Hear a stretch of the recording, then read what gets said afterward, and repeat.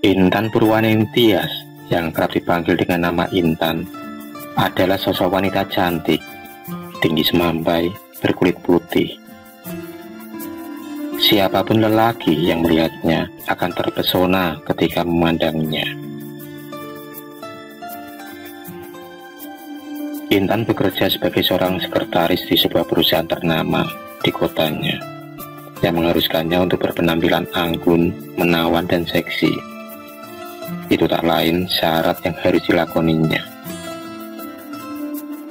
Sebagai seorang sekretaris, di mana setiap penampilannya membawa image dari perusahaannya. Entah kenapa, di umurnya yang menginjak ke 35, dia belum juga berumah tangga. Dia lebih suka bergonta-ganti pasangan, dan lebih suka pergi ke klub malam untuk menghilangkan rasa penatnya. Tak jarang juga dia menjadi pacar simpanan. Rumah tangga yang tak harmonis, KDRT, suami yang ingin menang sendiri, itulah yang dialami rumah tangga kakak dan ibunya alami. Sehingga Intan sedikit trauma untuk berumah tangga. Intan berpikir semua laki-laki sama. Dia lebih senang menjalani kehidupannya yang sekarang ini, tanpa beban, tanpa komitmen, dan tanpa masalah rumah tangga yang pelik. Pada suatu hari, di perusahaannya ada karyawan baru. Sebut saja namanya Hendra. Hendra merupakan sosok tampan, pintar, dan dermawan. Awalnya, tak ada rasa simpati yang ditujukan kepada Hendra. Bahkan bisa dikatakan cuek. Waktu pun berjalan hampir 1 tahun lamanya. Hendra merupakan karyawan yang sangat ulet, gigih, dan pintar. Sehingga direktur mengangkatnya sebagai staff manager yang diharuskan sering berkomunikasi dengan Intan sang sekretaris seksi. 1, 2, 3 bulan, perasaan itu mulai tumbuh. Perasaan yang tak boleh ada karena Hendra ternyata sudah beristri dan mempunyai 1 orang anak. Intan selalu mencuri pandang pada Hendra. Semakin lama, perasaan itu semakin besar. Intan yang sangat pintar dalam merayu dan menggoda laki-laki tak butuh waktu lama untuk mendapatkan pujaan hatinya. Mereka sering menghabiskan hari-hari bersama, dan tak jarang juga Hendra pulang sampai larut malam hingga membohongi istrinya dengan alasan lembur di kantor. Suatu malam, Intan mengajak Hendra untuk berkaraoke di sebuah klub malam. Hendra yang selalu dirayu dan digoda Intan tak kuasa menahan ajakannya. Pasangan muda-mudi, mereka dimabuk asmara hingga melakukan hubungan yang tak pantas. Jam menunjukkan pukul 3 dini hari. Hendra yang sadar akan kesalahannya memutuskan untuk pulang. Sesampai di rumah, Hendra membuka pintu dan mendapati istrinya Salma sedang tertidur di sofa karena menunggu kepulangannya. Salma adalah sosok istri soleha dan penyabar. Salma sangat menyintai suaminya. Wanita berjilbab itu awalnya tak percaya dengan perilaku Hendra. Intan, yang awalnya dekat dengan para laki-laki hanya untuk bersenang-senang, kini dia benar-benar jatuh cinta dan rela dimadu asal bisa bersama Hendra selamanya. Mereka benar-benar sudah terperangkap akan rayuan setan. Hingga suatu ketika, mereka mengambil cuti beberapa hari. Ternyata mereka ingin berkencan di puncak agar tak diketahui oleh istri Hendra. Lagi-lagi, Hendra harus membohongi istrinya Salma untuk kesekian kalinya. Hendra berdalih ditugaskan keluar kota. Dengan alasan itulah satu-satunya cara untuk membohongi sang istri. Selang beberapa jam, akhirnya Hendra dan Intan benar-benar bisa bersama dengan mengendarai sedan berwarna putih. Di dalam mobil, mereka bermesraan dan saling merayu satu sama lain. Tiba-tiba, di dalam dashboard mobil terdengar suara HP milik Hendra. Dengan cepat, Intan membuka HP tersebut karena dia merasa terganggu. Intan lalu mematikan HP Hendra.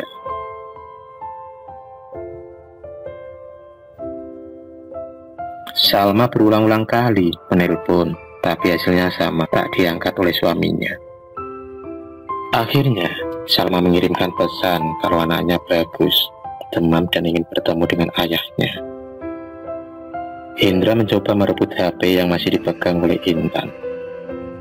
Hendra ingin menelpon kembali sang istri, tapi Intan tak mengembalikan HP milik Hendra dengan alasan Intan ingin berduaan dengan Hendra tanpa ada pengganggu.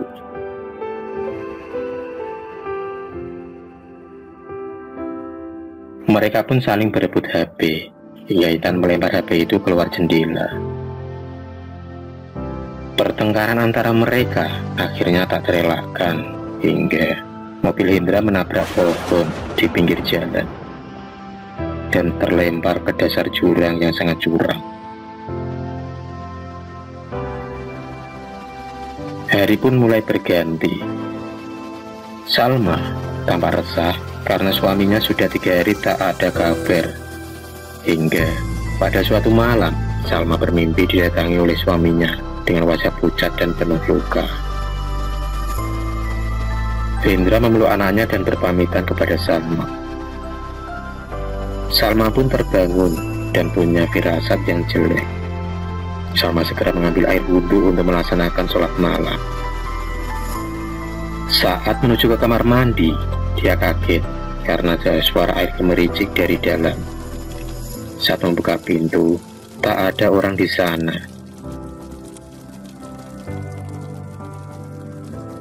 Setelah selesai, Salma segera ke kamar. Tiba-tiba, ada suara rintihan tangisan.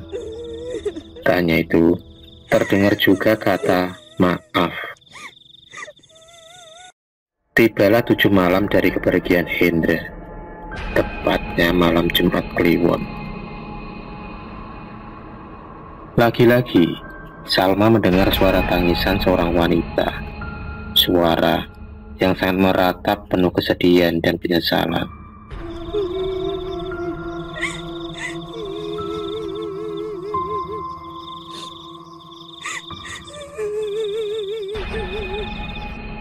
Salma sangat ketakutan dan dia pun berlari menuju arah kamar anaknya. Tak disangka, di pintu kamar anaknya, dia melihat darah yang bertuliskan, "Maaf." Salma masih kebingungan bercampur takut. Diputuskanlah malam itu untuk bermalam di rumah ibunya yang kebetulan tak jauh dari rumahnya. Salma kemudian menceritakan kejadian yang akhir-akhir ini ia alami pada ibunya. Ibunya yang kebetulan mempunyai kenalan seorang ustadz dari kota sebelah, yang konon ustadz itu mahir dalam mengatasi hal-hal gaib dan ruqyah. Pagi pun tiba. Salma dan sang ibu segera menemui Pak Ustadz. Pak Ustadz memilih waktu malam hari untuk mendatangi kediaman Salma. Saat itu, waktu menunjukkan pukul 9 malam. Keluarga Salma dan Pak Ustadz tiba di tempat lokasi. Pak Ustadz pun kemudian membaca lantunan ayat-ayat Al-Quran.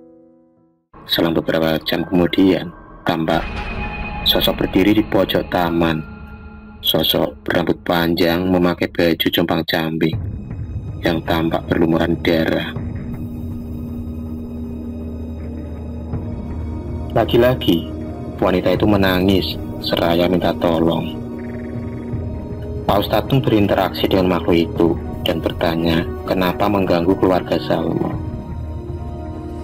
Tiba-tiba, setelah berinteraksi dengan sosok menyeramkan tadi, Pak Ustadz segera meminta keluarga Salma untuk menuju lokasi di mana Hindra dan Intan mengalami kecelakaan.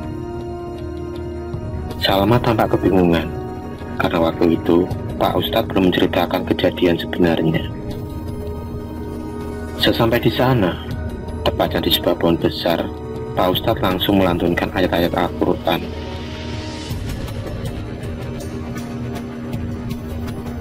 Pukul 4 dini hari, Pak Ustadz menceritakan apa yang telah terjadi pada Hendra suaminya.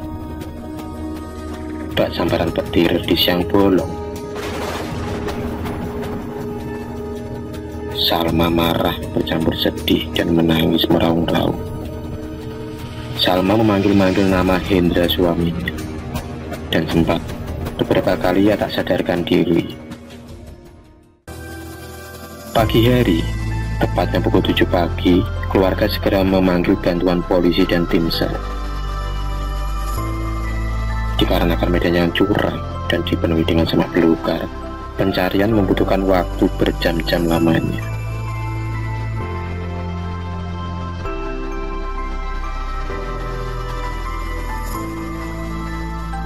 Sore menjelang malam, barulah korban dapat dievakuasi. Korban tak dapat kenali lagi karena sudah mengeluarkan bau busuk dan digerogoti hewan-hewan kecil yang ada di sekitar jurang. Namun Salma dapat mengenali mayat Hendra lewat sepatu yang dipakai dan juga mobilnya. Salma tampak termenung dalam kesedihan. Mengapa suaminya yang ia cintai selama ini telah mengkhianati cintanya dan meninggal secara tragis. Salma sangat terpukul akan kejadian ini. Salma pun memilih mendekatkan diri kepada Sang Ilahi. Sampai saat ini, pohon bekas tempat kejadian tabrakan itu mengeluarkan suara tangis di malam hari.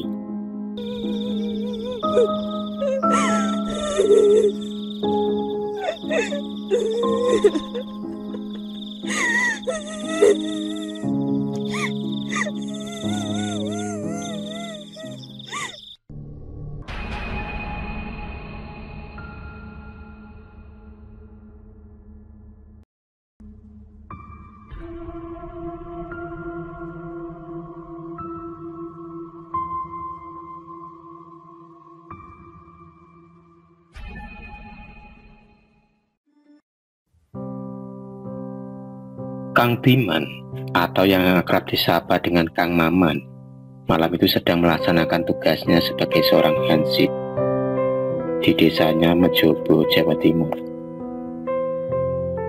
Di desanya sedang gencar-gencarnya melakukan ronda malam, dikarenakan beberapa bulan terakhir banyak kejadian kriminal di desanya. Mulai dari pencurian, perampokan, bahkan yang terakhir ada korban hipnotis yang harta benda milik salah satu warga digasah habis oleh sang pelaku. Mungkin ini dampak dari pandemi COVID-19 yang tak kunjung berakhir. Kebetulan rekan kerjanya malam itu izin pulang karena mendadak masuk angin. Mau tak mau, Kang Maman hanya berjaga sendirian di malam itu. Dengan menghisap sebatang rokok, Kang Maman membaca koran untuk menghilangkan rasa bosannya. Pada halaman ke-7, di situ ada tulisan pencarian orang hilang. Sangat jelas identitas yang tertera di halaman koran itu. Setelah diamati, ternyata orang hilang itu adalah Amelia Antikasari, yang tak lain adalah biduan panggung dari kampung atau desa sebelah, atau yang punya nama panggung Lia Amelia. Saat melihat dan membaca berita tersebut, tiba-tiba hembusan angin malam datang menyelimuti. Saat Kang Maman mengambil sarungnya, ada hembusan angin kecil di belakang telinga, seperti ada orang yang meniupnya dari belakang. Bulu kuduk Kang Maman pun mulai merinding. TV yang tadinya mati tiba-tiba menyala sendiri, dan di situ terlihat acara televisi pencarian bakat penyanyi dangdut. Untuk menghilangkan rasa takutnya, ia memilih tidur. Tapi bukannya memejamkan mata yang ia dapatkan, tapi malah kebisingan yang ia dengar. Bising karena suara orkes dangdut. Karena penasaran, Kang Maman pun membuka sarung yang membungkus kepalanya dan kemudian memberanikan diri untuk mematikan TV. Benar saja, suara keras orkes dangdut itu sangat terdengar jelas di telinganya. Ditambah suasana hening malam dan hembusan angin menambah suasana yang mencekam. Dia pun mengambil senter dan kemudian mencari dari mana arah datangnya suara itu. Ternyata suara itu berasal dari perkebunan kopi milik warga yang letaknya tak cukup jauh dari pos ronda. Mustahil karena sudah beberapa bulan ini di desanya dilarang mengadakan pertunjukan musik atau semacamnya. Itu dikarenakan virus COVID-19.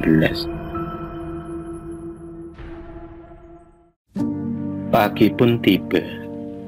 Kang Maman memilih merahasiakan kejadian itu.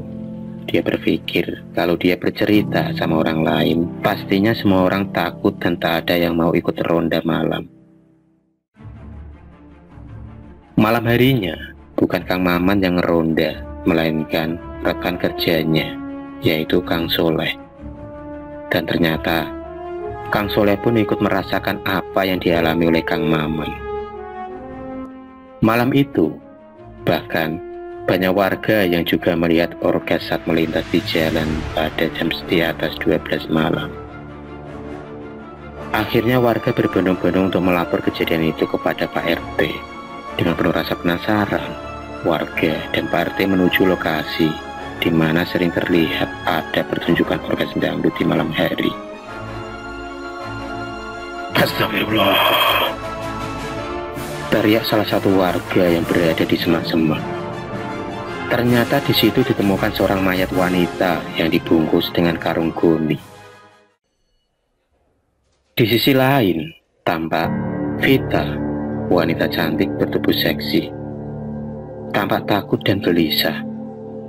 Itu karena akhir-akhir ini ia merasa selalu dibuntuti seseorang. Tapi entah itu siapa. Kejadian itu tak sampai di situ saja. Ketika Vita selesai beraktivitas dan mau mandi, tiba-tiba air keluar dari kerak, keluar menjadi darah kental dan berbau yang sangat amis. Sontak saja, Vita yang sendirian di rumah kosnya keluar dari kamar mandi. Dia berusaha menenangkan diri dan mencoba minum air dingin. Ketika membuka kulkas, tak disangka di dalam kulkas itu ada kepala manusia yang wajahnya pucat, lidahnya keluar dan matanya melotot. Vita pun menjerit sekencang-kencangnya hingga banyak warga yang berdatangan. Akhirnya Vita beristirahat di salah satu rumah warga. Perasaan Vita mulai tenang hingga malam hari tiba lagi. Vita diteror lagi hal-hal mistis. Saat sedang asing nonton TV, tiba-tiba ada suara yang memanggil namanya. Vita, Vita, Vita. Vita pun tak menghiraukan suara itu dan menuju ke meja rias untuk sekedar melihat kecantikan dan kemuliaan tubuhnya. Sambil menyisir rambutnya, dia tersenyum sinis.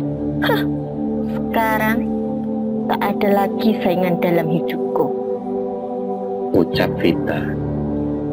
Tiba-tiba dari balik kaca, dia melihat wajah temannya. Iya, Lia Amelia.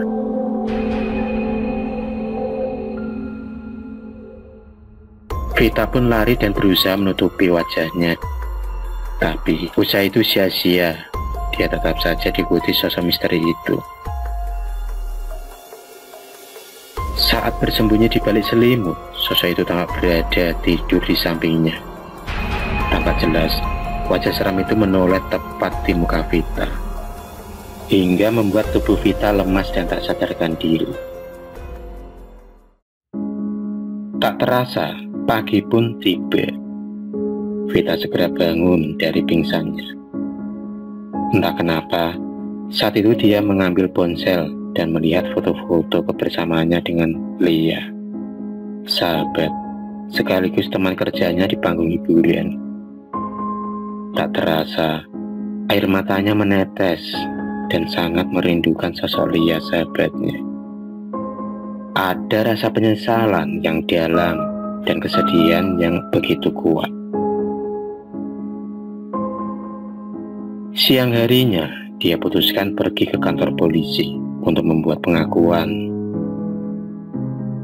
Yang sangat mengejutkan, di depan Pak Polisi, dia mengaku telah membunuh sahabatnya, Lia Amelia. Vita pun menceritakan secara detail setiap kejadian. Bagaimana dia menghabisi nyawa sahabatnya dengan racun. Dan kemudian ia menuju tempat dia membuang mayatnya, yaitu di perkebunan kopi milik warga di kampung sebelah. Vita juga menceritakan kenapa dia tega membunuh sahabatnya itu. Tak lain karena rasa iri. Iri karena Lia memiliki wajah yang lebih cantik darinya. Setiap Lia manggung, Lia mendapatkan uang saweran yang paling banyak dari lainnya. Mungkin karena wajah yang cantik dan tubuhnya yang seksi itulah Lia tak sepi dari job menyanyi. Tak sedikit bos-bos besar selalu mengundang di acara hajatan mereka. Pundi-pundi harta mulai berlimangan. Kesuksesan dan ketenaran membuat iri dengki hati Vita. Puncaknya, saat pemuda yang dia taksir ternyata lebih memilih Lia untuk dijadikan pacar. Pemuda tampan dan kaya itu anak dari kepala desa. Setelah penuturan itu, polisi segera mendatangi rumah keluarga korban. Dan betapa syoknya Ibu Lia waktu beliau tahu Vita yang selama ini begitu baik pada keluarganya lah yang telah membunuh anaknya. Vita yang selama ini begitu baik pada keluarganya dan selalu membantu ibu saat diperlukan, tega membunuh anak kandungnya. Anak yang selama ini jadi tulang punggung keluarga. Dengan berderai air mata, Vita bertekuk lutut di hadapan Ibu Lia dan bersujud meminta maaf.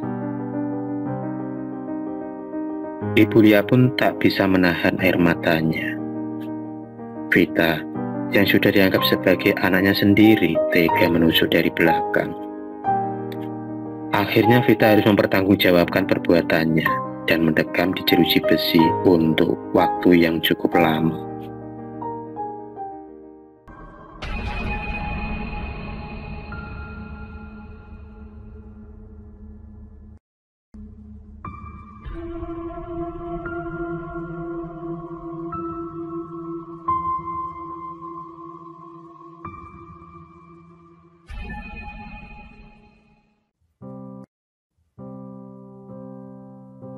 Kisah ini terjadi lama sekali.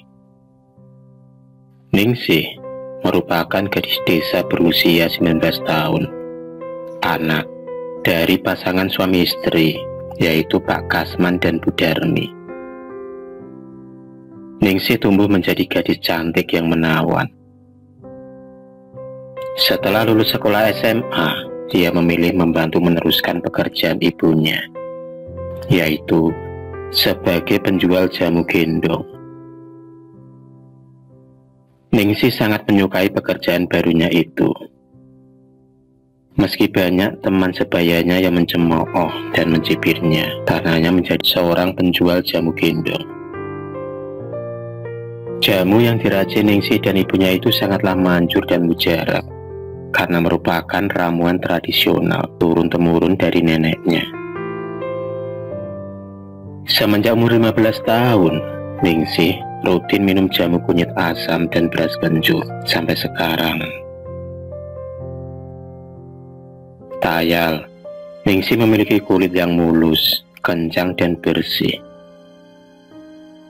Pagi itu, seperti biasanya, Dia melaksanakan tugasnya sebagai penjual jamu gendong. Dengan memakai kain jarik dan rambut yang disanggul, Ningsih mulai menelusuri jalan desa. Dia selalu tersenyum ramah kepada para pelanggannya. Tak jarang, banyak para ibu-ibu yang menginginkan Ningsih sebagai menantunya. Karena jiwa kerja keras dan pribadinya yang lembut yang dimiliki oleh Ningsih itulah, banyak para pemuda di desanya yang berebut mendapatkan cintanya. Termasuk Rismanto, anak orang terkaya di desanya. Meski Rismanto orang yang berkecukupan, tak membuat Ningsih jatuh hati kepadanya.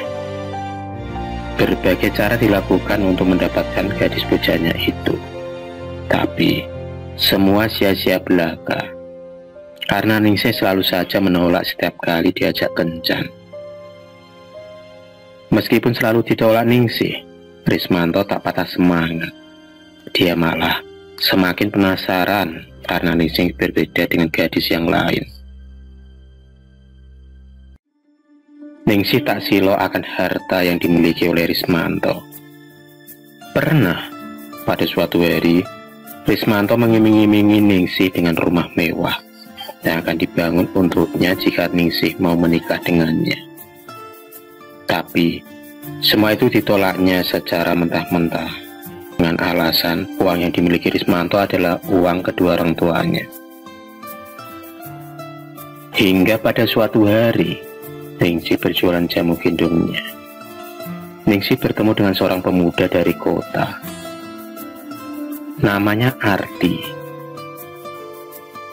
Seperti biasa, setiap hari Sabtu dan Minggu, Ardi dan teman-temannya menghabiskan waktu bersama dengan berolahraga bersepeda menelusuri jalan desa.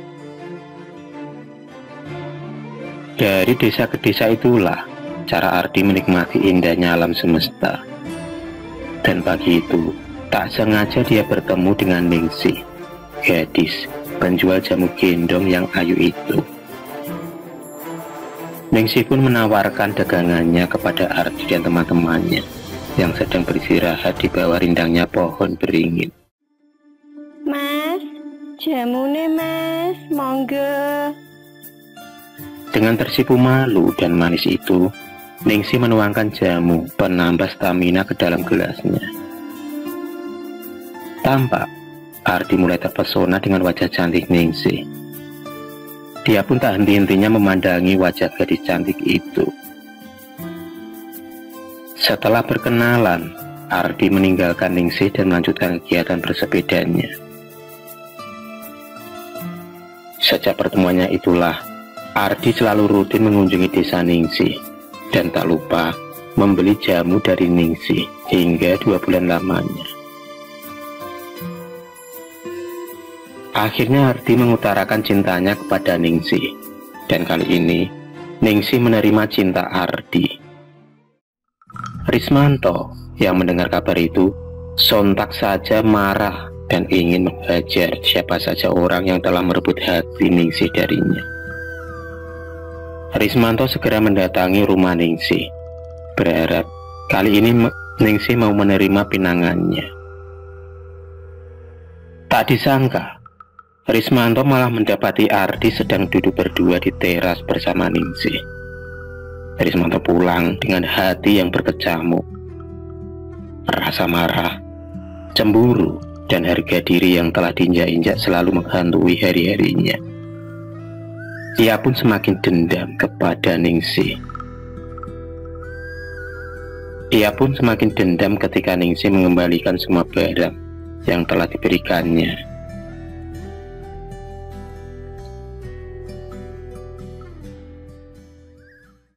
Pada suatu malam, Ardi dan Ningsih tampak bahagia dengan mengendarai sepeda motor. Ningsih dan Ardi tampak mesra dengan tangan yang tak mau lepas. Saat menelusuri jalan desa, tiba-tiba ban sepeda motor yang mereka tumpangi bocor, dan mau tak mau mereka harus berhenti. Ningsih tampak merenung saat ia melihat pacarnya itu memegang roda belakang sepeda motor. Tiba-tiba, Ningsih dibekam mulutnya dari belakang oleh seseorang yang tak dikenal. Orang yang memakai topeng itu menyeret tubuh Ningsih masuk ke dalam area persawahan. Ardi yang melihat kejadian itu langsung mengejar dan membuntuti Ningsih kekasihnya, hingga mereka berada jauh dari perkampungan desa. Akhirnya Ardi dan Rismanto pun beradu mulut dan pertengkaran tak terelakkan lagi. Ningsih tak sanggup melerai kedua pemuda itu. Dia hanya bisa menangis dan berharap ada orang yang datang menolongnya. Hingga tiba Rismanto mengambil pisau belati dari pinggangnya, dan dengan secepat kilat Rismanto menancapkan belati itu ke perut Ardi. Tak puas dengan satu tusukan, Rismanto menusuk tubuh Ardi hingga berkali-kali, hingga tubuh Ardi lemas dan berlumuran darah. Ardi pun menghembuskan nafas terakhirnya. Melihat kejadian itu, Ningsih pun berlari dan berteriak minta tolong. Tolong! Tolong! Tolong kami! Tapi itu semua percuma, karena Rismanto yang telah dirasuki setan berhasil menangkap Ningsih. Dengan kesetanan, Rismanto pun memperkosa Ningsih. Dengan tanpa rasa bersalahnya, Rismanto tertawa terbahak-bahak dan merasa puas karena telah berhasil menghabisi nyawa Ardi. Di sisi lain, Ningsih menangis terseduh-seduh. Ningsih pun mengancam akan melaporkan Rismanto kepada polisi. Jadi itu juga rasa cinta pada Ningsih berubah menjadi rasa benci. Dan belati yang masih berlumuran darah Ardi itu pun langsung melayang ke tubuh Ningsih. Rismanto telah menghabisi nyawa pujaan hatinya. Selang beberapa hari setelah kejadian itu, perasaan Rismanto mulai tak tenang. Dia selalu didatangi arwah Ningsih dengan belati yang masih tertancap di perutnya.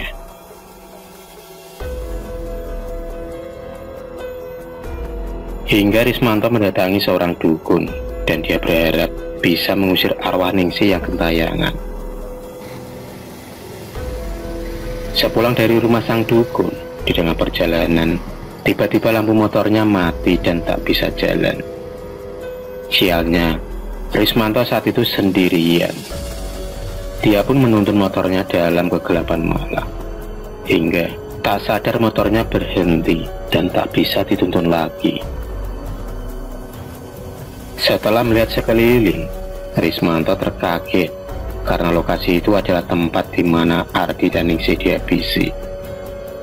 Dengan wajah penuh ketakutan, dia mencoba berlari, tapi kakinya seperti ada yang memegangi.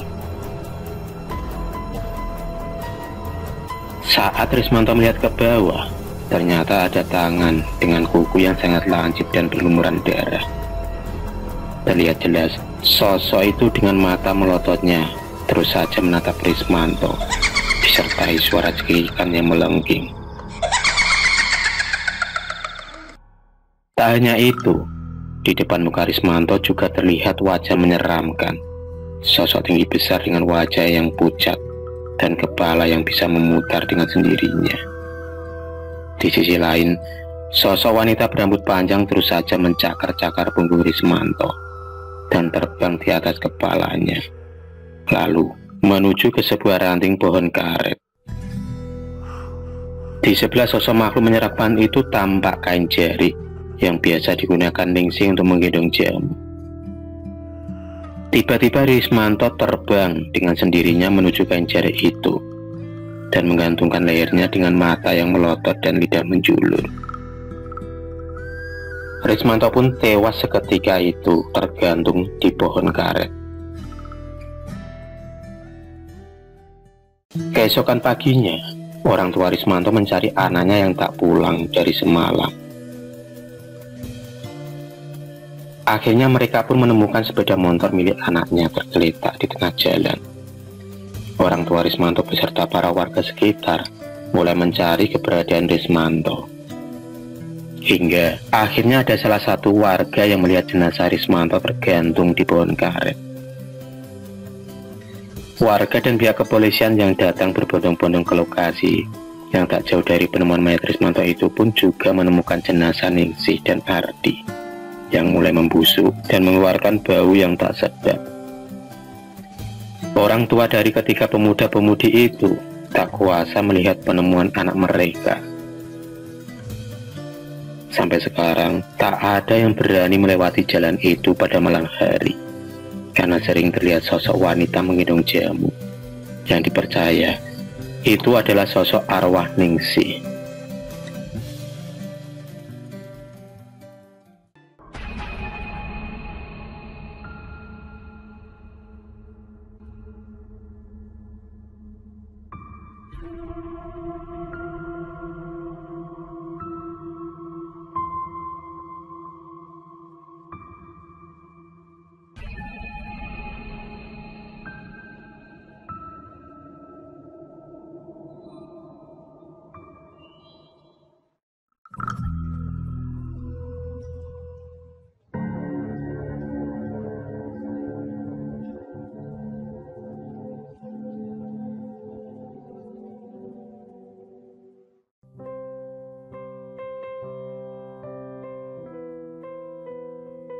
Pak Manto seperti biasanya sibuk mempersiapkan dagangannya dengan sang istri.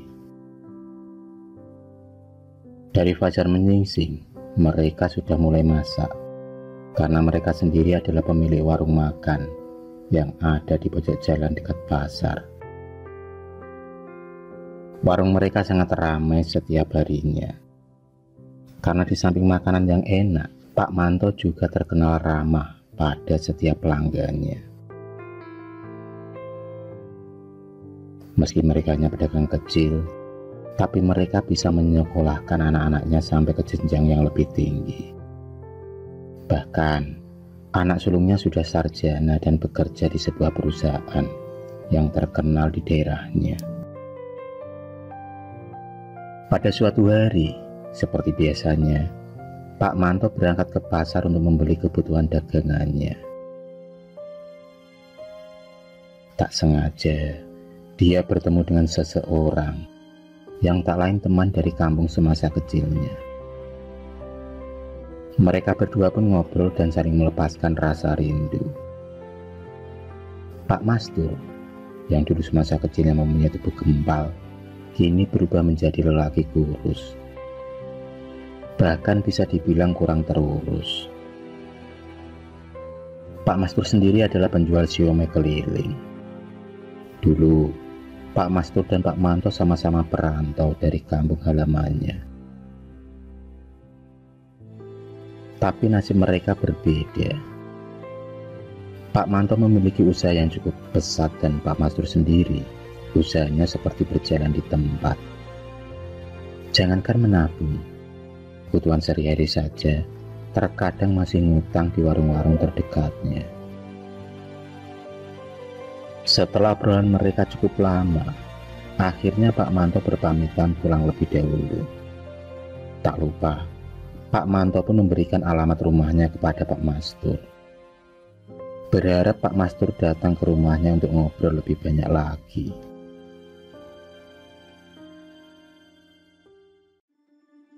Tiga minggu pun berlalu. Pak Manto yang lagi duduk santai di depan TV tiba-tiba dikagetkan suara tamu yang mengetuk pintu. Setelah dibuka, ternyata tamu itu adalah Pak Mastur, teman semasa kecilnya. Pak Mastur kemudian curhat tentang masalah ekonomi keluarganya. Pak Manto yang merasa iba dan bisa merasakan pedihnya hidup di tanah perantauan, menyarankan dan memberikan rahasianya dalam mencapai kesuksesan. Tak hanya itu, Pak Manto juga memberikan sedikit modal untuk Pak Mastur. Setelah itu mereka pun berpisah. 1 bulan kemudian, Pak Mastur mengikuti saran dari sahabatnya. Dia pun mendirikan warung makan kecil-kecilan dari modal yang diberikan oleh Pak Manto. Pak Mastur mendirikan warung hanya berjarak beberapa meter saja dari warung makan Pak Manto. Tapi nasib berkata lain. Warung Pak Mastur masih saja sepi. Itu berbanding terbalik dengan warung Pak Manto yang selalu ramai setiap harinya. 2 minggu kemudian, Pak Manto tiba-tiba jatuh sakit dan divonis dokter mengidap penyakit stroke. Mau tak mau, Bu Manto sendirian yang menjaga warung. Ketika Bu Manto sedang menyapu, tak sengaja dia menemukan bungkusan plastik berisikan tanah dan juga cabai keriting. Bu Manto lantas menyimpan dan membawa pulang karena dia tahu itu adalah benda yang keramat. Sesamanya di rumah, dia pun mendapatkan laporan dari anak bungsunya, yaitu Riko. Riko ternyata juga merasakan ada yang aneh akhir-akhir ini.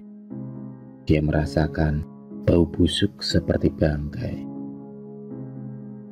Dan yang paling parah lagi, dagangan Bu Manto akhir-akhir ini cepat basi. Yang mau tak mau, para pelanggannya akhirnya pada lari dan pindah ke warung lainnya. Dan warung itu adalah milik Pak Mastur, yang ternyata masakannya juga enak. Karena ternyata Pak Minto membagikan resep rahasianya kepada Pak Mastur. Hal itu membuat Bu Minto gerak dan sudah habis kesabaran.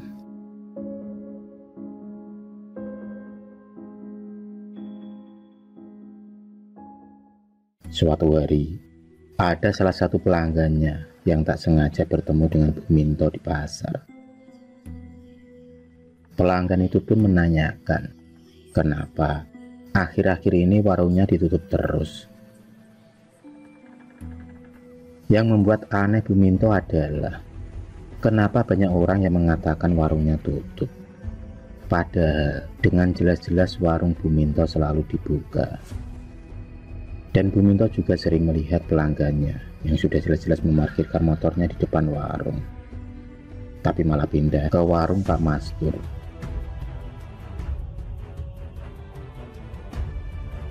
Satu tahun pun berlalu. Warung semakin sepi dan kesehatan Pak Minto pun memburuk. Pak Minto mengalami penyakit yang aneh. Selain stroke, dia juga sering merasa ketakutan, seperti ada yang mengawasi setiap gerak-geriknya. Dan Pak Minto akhirnya meninggal dunia setelah muntah darah.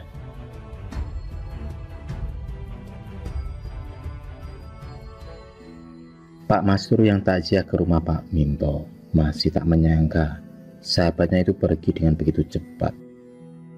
Dia pun tak menyangka keadaan keluarga Pak Minto selama ini karena kesibukannya di warung.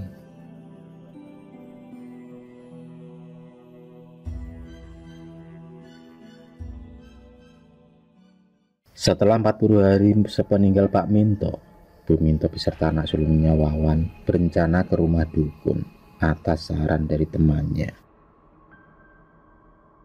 Setelah sampai di tempat sang dukun, Bu Minto pun mengutarakan unek-uneknya selama ini dan memberikan bungkusan plastik berisi tanah yang ditemukan 2 tahun yang lalu. Dan alangkah kagetnya Bu Minto dan Wawan setelah mendengar jawaban dari Mbah Dukun yang mengatakan keluarganya sudah terkena santet tanah kuburan yang berlangsung bertahun-tahun lamanya.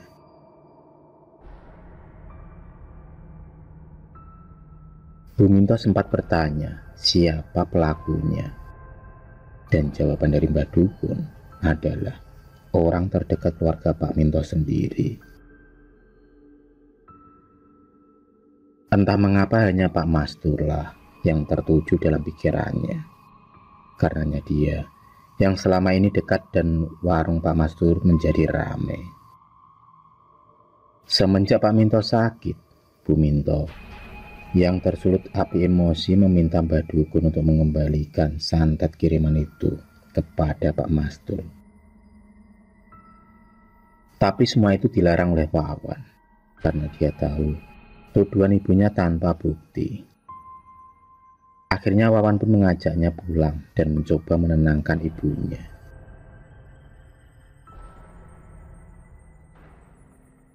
Di sisi lain, Pak Mastur tampak sibuk melayani pelanggannya. Warungnya kini ramai, bahkan dia mempekerjakan 2 anak buah untuk membantunya. Bu Minto yang mendengar kabar kalau usaha warung Pak Mastur semakin besar membuatnya emosi dan panas. Dia sempat mengirim guna-guna pada keluarga Pak Mastur, tapi dilarang oleh anak-anaknya karena mereka tahu itu perbuatan dosa. Sebelum meninggal, Pak Minto membekali anak-anaknya dengan ilmu agama yang kuat, karena agama adalah kunci dalam menjalani kehidupan. Tapi semua itu tak membuat niat Bu Minto untuk pergi ke rumah Mbah Dukun terhenti. Dia sudah sangat sakit hati ingin membalas dendam. Apalagi Pak Minto telah meninggal dengan cara yang tak wajar. Bu Minto pun akhirnya pergi secara diam-diam ke rumah Mbah Dukun. Sesampainya di sana, dia mengutarakan niatnya. Dan Mbah Dukun pun mengatakan kalau dia akan segera tahu pelaku santet terhadap keluarganya. Cepat atau lambat, pelaku itu akan mengalami kesialan dan menerima semua akibatnya. Bu Minto pun tersenyum puas. Dia sudah tak sabar lagi ingin melihat Pak Mastur bangkrut dalam kesengsaraan.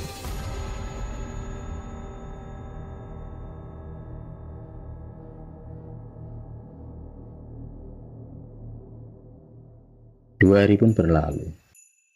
Bu Minto pagi itu sedang menyapu di halaman, dikagetkan dengan kecelakaan hebat di depan rumahnya.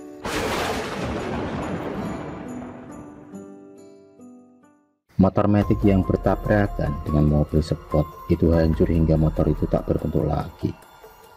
Si pengendara juga mengalami luka parah. Setelah dilihat, ternyata korban tabrakan itu adalah pemilik warung bakso yang mempunyai lapak persis di depan warung Pak Minto. Dulu, semasa Pak Minto masih hidup, mereka sering mengobrol ketika tak ada pelanggan. Bu Minto yang merasa iba langsung menyuruh kedua anaknya untuk menolong dan membawanya masuk ke rumah sebelum ambulan datang menjemput. Dengan kata-kata yang terputus, korban kecelakaan itu pun meminta maaf kepada Bu Minto dan mengaku kalau dialah selama ini yang telah menyantet keluarganya. Belum sempat Bu Minto meminta penjelasan apa motifnya yang telah tega menyantet keluarganya, orang itu keburu meninggal dunia. Setelah mendengar kata-kata orang itu, Bu Minto pun merasa bersalah telah menuduh Pak Mastur sebagai pelaku santet. Dan setelah 7 hari meninggal korban kecelakaan itu, istrinya pun datang ke rumah Bu Minto untuk meminta maaf. Dia juga menjelaskan kalau selama ini dia sakit hati karena ibunya sering marah-marah dan membanding-bandingkannya dengan kesuksesan almarhum Pak Minto. Ibunya sering mengeluh karena penjualan yang sedikit. Oleh sebab itu, suaminya pun nekat mengirim santet ke warung Pak Minto, berharap warung Pak Minto bangkrut dan tak lagi dibanding-bandingkan lagi oleh ibunya. Meski sakit dan tak bisa mengembalikan Pak Minto, tapi Bu Minto harus berbesar hati mau memaafkan tetangga warungnya tersebut. Selang beberapa bulan kemudian, akhirnya Bu Minto bisa membuka warungnya kembali dengan modal yang diberikan oleh Pak Mastur. Dan ekonomi Bu Minto pun berangsur-angsur membaik. Pak Mastur merasa modal yang diberikan kepada Bu Minto belum seberapa dibandingkan dengan pertolongan Pak Minto semasa hidup kepada Pak Mastur.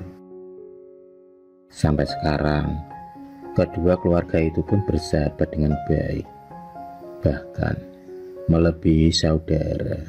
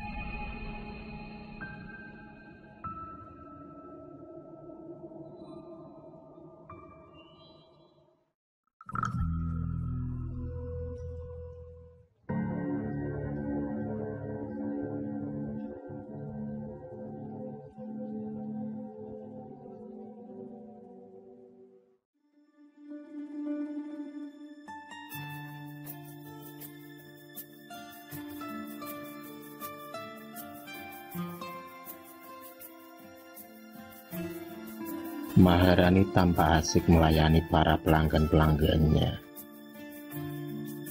Minuman beralkohol dan kumpulan asap rokok selalu menemani hari-harinya dalam melayani para lelaki hidung belang. Wanita penghibur terpaksa menjadi jalan terakhirnya dalam mencari nafkah.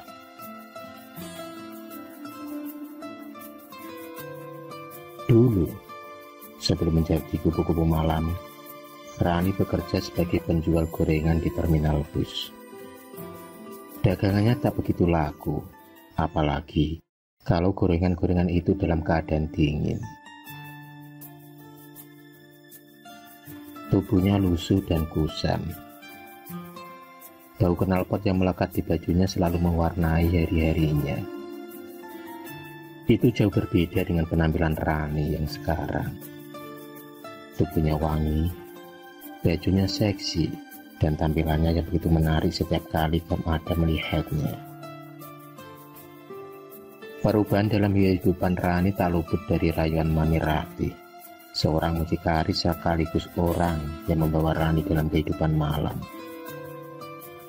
Awalnya Rani menolak tawaran dari Mami Ratih, tapi karena tuntutan hidup yang begitu mendesak, membuatnya menerima tawaran itu.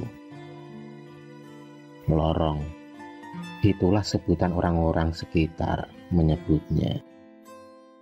Lorong yang menawarkan segala keindahan dan kenikmatan duniawi. Sudah menjadi rahasia umum di kota itu.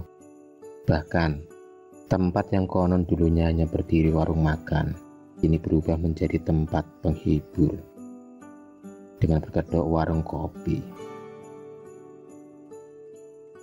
Setiap kali lelaki menginjakkan kaki, tak akan mampu untuk kembali.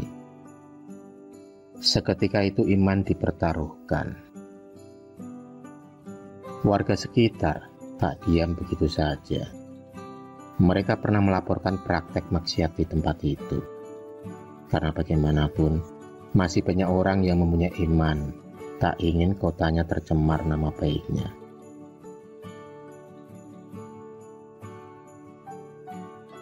Mungkin semboyan uang selalu menang, itu selalu bertengger nomor satu di negara ini. Rani yang menjadi primadona di tempat itu menjadikan pundi-pundi uang di raupnya. Bahkan bisa dibilang Rani menjelma menjadi kupu-kupu malam kelas atas dengan tarif paling tinggi. Tak jarang banyak petinggi-petinggi besar yang rela menggelontorkan uang puluhan juta hanya ingin berkencan dengannya.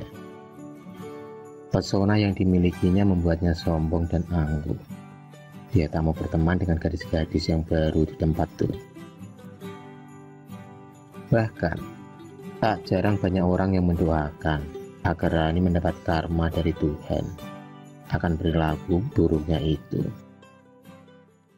Sifat sombong Rani semakin menjadi-jadi setelah dia menjalin kasih dengan seorang pengusaha kaya yang dulu menjadi pelanggan setianya. Dia rela dijadikan selir asal uang selalu mengalir.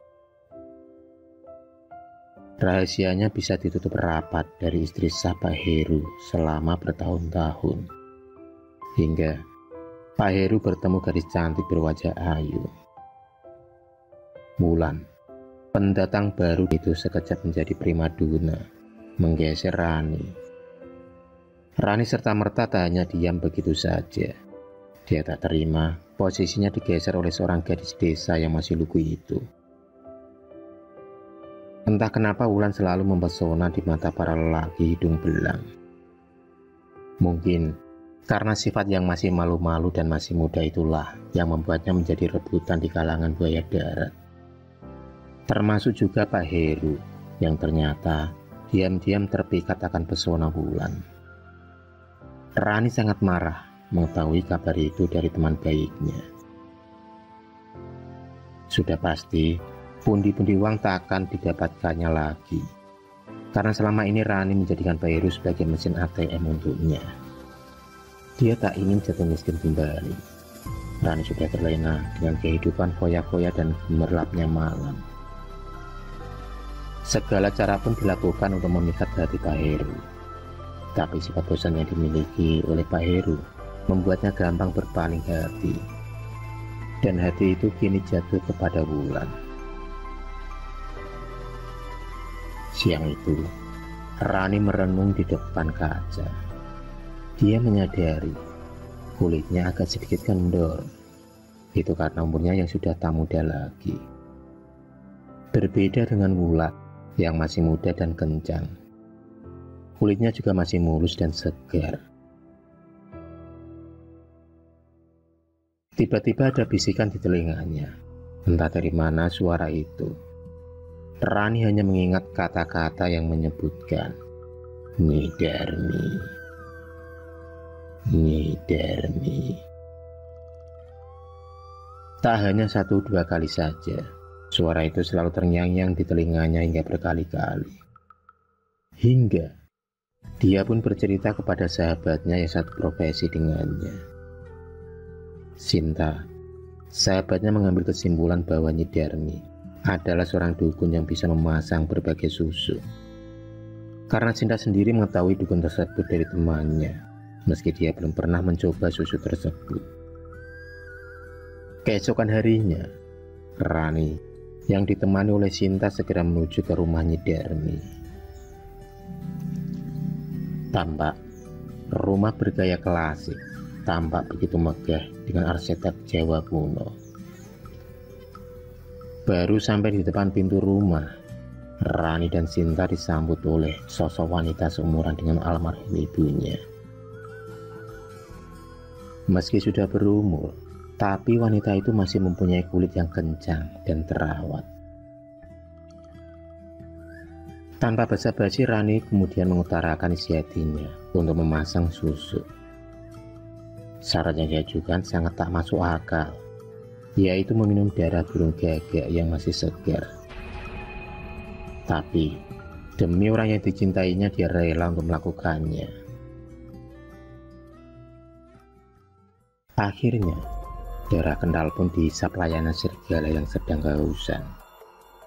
Setelah syarat pertama dilaksanakan Rani dengan baik, kini giliran Nyi Darmi beraksi. Susu yang terkenal dengan nama susu mayat itu dimasukkan Nyi Darmi melalui lengan tangan dan kemudian ke dahi. Tanpa butuh waktu yang lama, aura kecantikan terpancar dari wajah Rani, seolah ada cahaya yang menghiasi mukanya.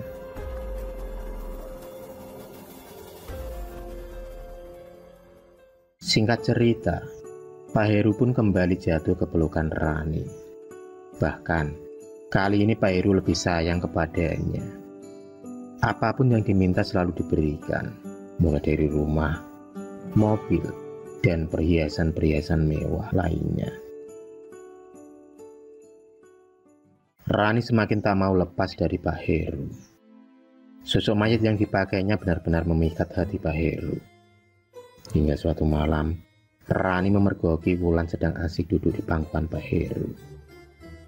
Emosi dan kemarahan Rani pun tak terbendung lagi. Dia benar-benar cemburu dan dendam kepada Wulan. Maka diputuskannya lah kembali ke rumah Nyi Darmi untuk meminta bantuan. Nyi Darmi dengan senang hati menerima permintaan Rani untuk mengirim guna-guna kepada Wulan. Wulan sendiri tak menyadari ada ancaman bahaya dalam hidupnya. Rani malam itu dengan diam-diam mengambil satu helai rambut milik Wulan. Dengan perantara rambut itulah aksi guna-guna Nyi Darmi pun dilancarkan. Tapi entah kenapa guna-guna itu tak bisa masuk ke dalam tubuh Wulan.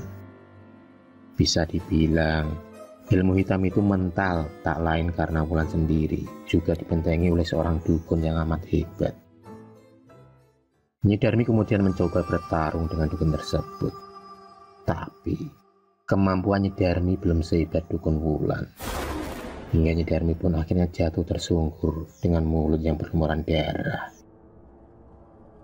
Di sisi lain, Rani melihat kejadian itu lari karena ketakutan. Dia tak tahu harus berbuat apa lagi. Dalam otaknya hanya ingin mengalahkan Wulan. dan itu tak mudah baginya, karena dia tahu Wulan dibentengi oleh seorang dukun sakti. Maka diteruskannya untuk meracuni Wulan dengan menyampur racun ke dalam minumannya. Tapi sialnya, niat jeleknya itu terendus oleh Wulan sendiri. Wulan yang sedari tadi melihat gelagat yang tak biasa dari Rani. Wulan sendiri mengancam akan membongkar susu yang dipakainya pada semua orang, terlebih pada Pak Heru, yang ternyata telah dipelet oleh Rani. Mendengar hal itu, Rani lebih memilih mengalah. 1 minggu setelah kejadian tersebut, Rani memutuskan pergi dari lembah hitam itu. Wajahnya sendiri berubah menjadi keriput, karena dengan sendirinya susu itu akan sirna oleh berjalannya waktu. Pak Heru mati kecelakaan mobil, tubuhnya hancur dengan usus yang terburai, dan Wulan sendiri masih asik dengan dunia malam dan kenikmatan sesaat itu. Sampai sekarang sulit untuk menghapus praktek prostitusi di dunia ini. Oleh sebab itu, bekalilah anak cucu kita dengan akhlakul karimah.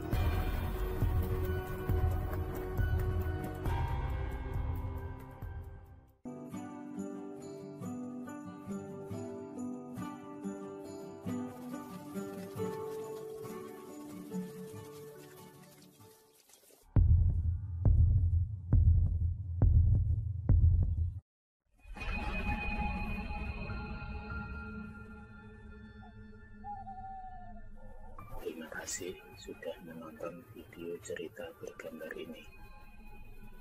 Klik subscribe untuk terus menonton video-video cerita bergambar selanjutnya.